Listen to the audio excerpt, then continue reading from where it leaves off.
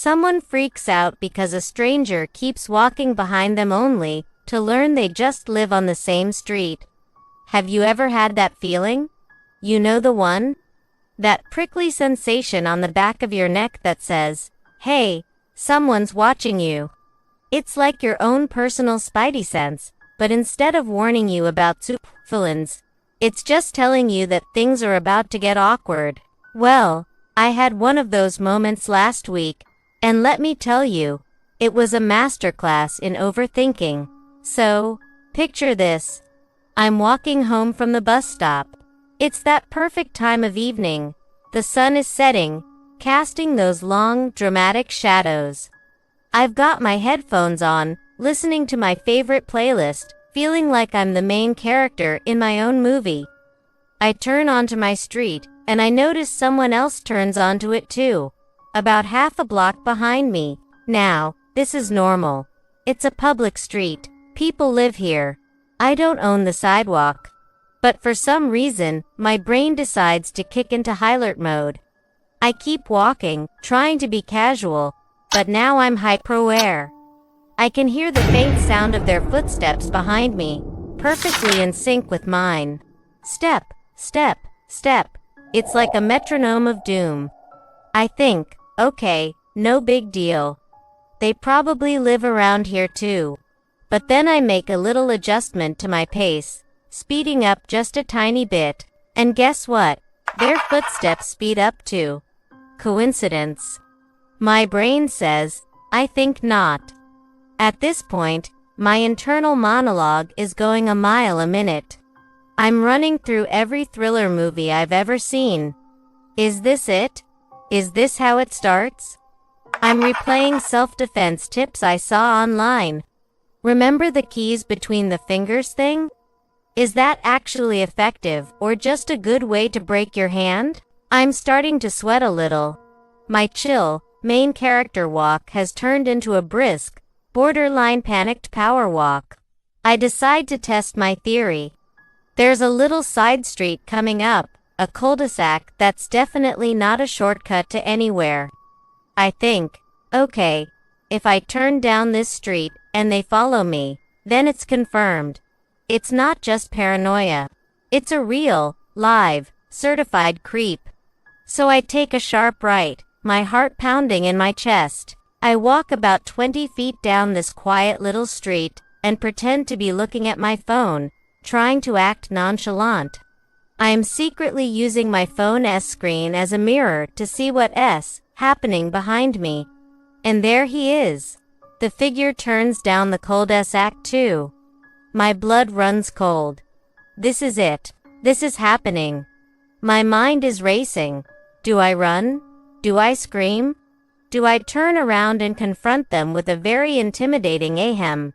Can I help you? I'm mentally preparing for battle. I'm thinking about what I have in my bag. A half-eaten granola bar. A pen. Not exactly a Bond-level arsenal. I decide my best move is to just get back on the main road and make a beeline for my front door. So I whip around, head down, and march back towards the main street, almost speed-walking past him. I don't make eye contact. I just want to get away. I get back onto my original street, and I can hear him behind me again. The footsteps are closer now. Closer. The final stretch to my house feels like the last leg of a marathon. My house is just a few doors down. I'm fumbling for my keys. My hands are shaking. This is the most dangerous part, right? When you're distracted at your front door, I can practically hear the suspenseful music swelling. I finally get my key in the lock, ready to burst inside and slam the door shut. As I'm about to turn the key, I hear a voice behind me. A very polite, slightly out-of-breath voice. "Excuse me," he says. I freeze. This is it. The confrontation. I slowly turn around, ready for anything. And I see this guy, who looks just as nervous as I feel. He's holding a wallet. "My wallet," he says. "I think you dropped this back there when you turned. I was trying to catch up to you to give it back. But wow, you walk really fast." I just stand there, blinking. I look down at the wallet. It's mine. I look at him. He's just a normal guy, probably in his late 20s, looking genuinely concerned.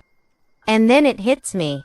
The entire, elaborate, high-stakes thriller I had constructed in my mind just evaporated. There was no creep, no stalker, just a very, very kind person who was trying to do a good deed.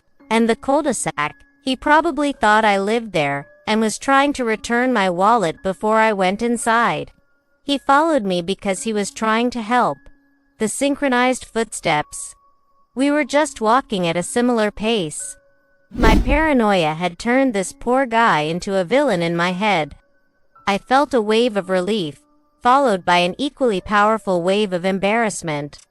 I must have looked like a complete maniac, power walking and making strange detours. I stammered out a thank you, my face turning a shade of red I didn't know was possible. Oh my gosh, thank you so much. I'm so sorry. I thought, ... I couldn't even finish the sentence. How do you tell someone you thought they were a serial killer when they were just being a good Samaritan? He just smiled, probably sensing my mortification. No problem at all. Have a good night. And then, he continued walking. Past my house. To the house 3 doors down. He was my neighbor. My neighbor. I've lived here for 2 years and had never seen him before. He unlocked his door, went inside, and that was it. I just stood on my porch for a solid minute, wallet in hand, replaying the entire scenario. My brain, the master storyteller, had taken a few simple facts, a person walking behind me, and woven this incredible, terrifying narrative. It's amazing how quickly our minds can jump to the worst-case scenario, isn't it? We're so conditioned by movies and stories to expect drama and danger that we sometimes forget that most of the time, people are just people. They're just walking home, or trying to return a lost wallet, or in this guy's case, probably wondering why his new neighbor was acting so bizarrely. This whole experience was a huge reality check for me. It's good to be aware of your surroundings. Of course, it's smart to be cautious. But it's also important to not let our anxiety get the best of us and turn every shadow into a monster. Sometimes, the shadow is just a friendly neighbor you haven't met yet. So, next time you get that prickly feeling on the back of your neck, take a deep breath. It might be your intuition, or it might just be your brain trying to write a blockbuster movie script starring you. And chances are, it's the latter. It's a funny story now, but in the moment, it was a real lesson in perception versus reality. I'm definitely going to have to bake some apology cookies or something. What's the protocol for? Sorry I mentally accused you of being a psycho killer.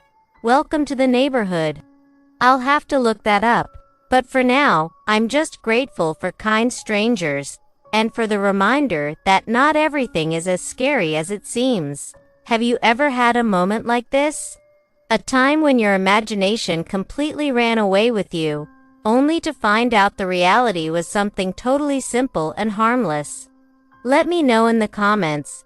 I'd love to hear your stories so I don't feel so alone in my overthinking.